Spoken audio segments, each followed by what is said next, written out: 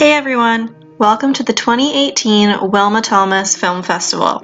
My name is Ashley, but hopefully everyone knows that by now, and today I will be covering automatic exposure control and anatomically programmed radiography, or better known as AEC and APR.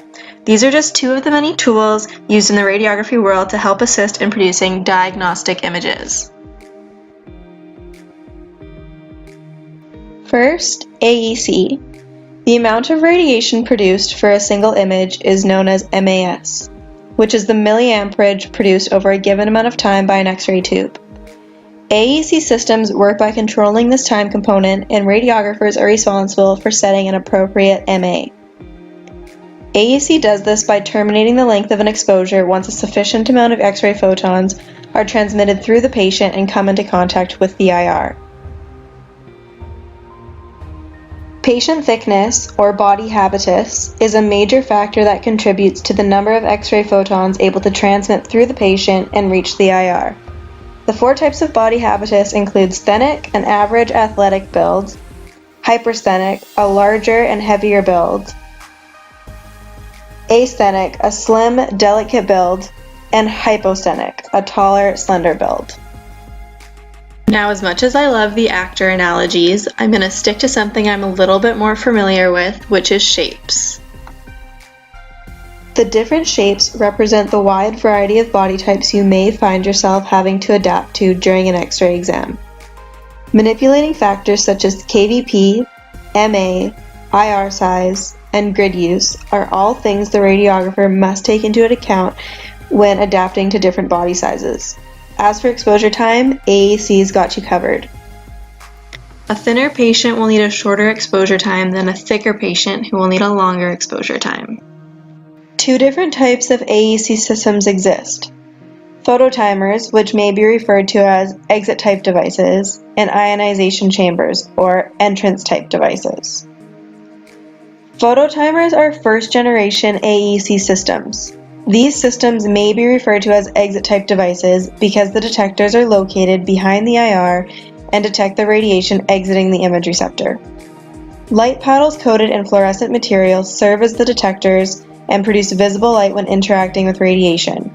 This light is transmitted to photomultiplier tubes or photodiodes, where it is then converted into electricity. Once a large enough charge has been received, the timer is tripped and the exposure is terminated. Photomultiplier tubes and photodiodes serve the same purpose of converting light into electricity. Photodiodes do this by converting one photon to one electron at a time, whereas photomultiplier tubes work by amplifying electrons. Ionization chambers are the more modern and common types of AEC systems. An ion chamber is a hollow air-filled cell which is connected to a timer by an electrical wire.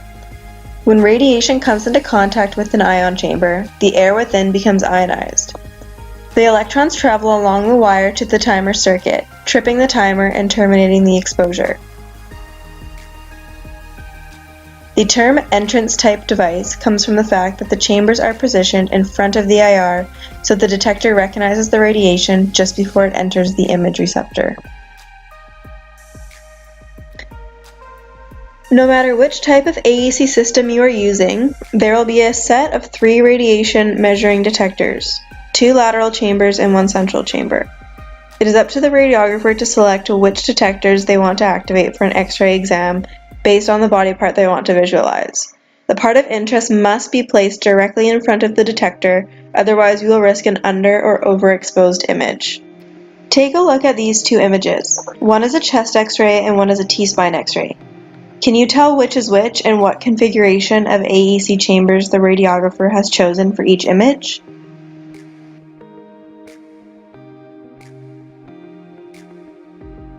The chest X-ray is the image on the left. This radiograph best represents the lungs full of air, and because of this we can tell the technologist has selected to activate the 2 outermost chambers. On the other hand, the T-spine was the image on the right. This radiographer has selected to use the single central chamber to best demonstrate the thoracic vertebrae. APR again stands for Anatomically Programmed Radiography and is a system which has pre-programmed exposure factors for each anatomical area. Although AEC and APR are not necessarily related in their functions, they are often used in conjunction with one another to achieve that optimal image. On your control panel, there are display windows that each read out a different technical factor for the anatomical part of your choosing. Each part and projection has a button on the bottom of the screen, and when selected, pre-programmed technical factors will appear. When in use with AEC, the chambers that should be used for that exam will also be pre-programmed.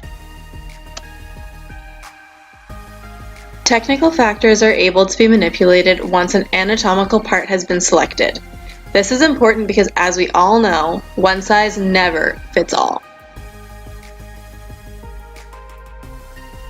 APR should only ever be used as a starting point when setting technical factors for an exam. APR is not a direct route to an optimal image. There are many things we as radiographers must take into account along the way, and this program has thoroughly prepared us for that. Now let's test our knowledge.